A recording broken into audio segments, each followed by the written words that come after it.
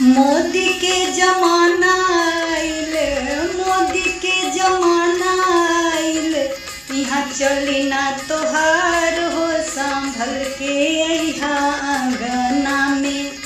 भैया के सार हो संभल के अइहा आंगना में। मेरा सुमुख जी के सार हो संभल के अइहा आंगना में। कूलर लइहा, फ्रिज लइहा, कूलर लइहा, फ्रिज लइहा, फरारी झलकदार हो संभल के अइहा आंगना में।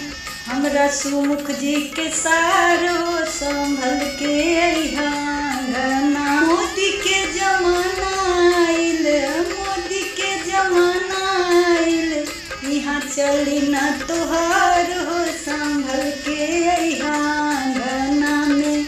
सुमुख जी के सार हो संभल के अइहा आंगना में। रुपया लइहा, अंगूठी लइहा, रुपया लइहा, अंगूठी लइहा, सिकरी झलकदार हो संभल के अइहा आंगना में। सुमुख जी के सार हो संभल के अइहा आंगना में।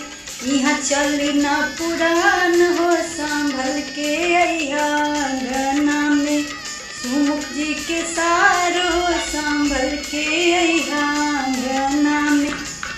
मोदी के जमाना आइल, मोदी के जमाना आइल, यहाँ चली ना तोहार हो संभल के अइहा आंगना में। भैया के सार हो संभल के अइहा आंगना में। पान लइहा, कसैली लइहा, पान लइहा, कसैली लइहा, बर्तन चमकदार हो संभल के अइहा आंगना में। सुमुख जी के सार हो संभल के अइहा आंगना में। मोदी के जमाना आइल, मोदी के जमाना आइल, यहाँ चली ना तोहार हो संभल के अइहा आंगना में। सुमुख जी के सार हो संभल के अइहा आंगना में। हजमा लइहा, पंडित लइहा, हजमा लइहा, पंडित लइहा, समाधि जवान हो संभल के अइहा आंगना में। सुमुख जी के सार हो संभल के अइहा आंगना में।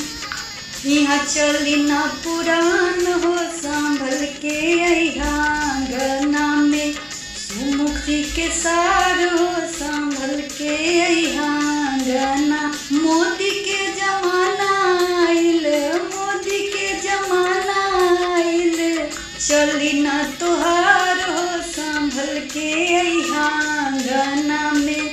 सुमुख जी के सार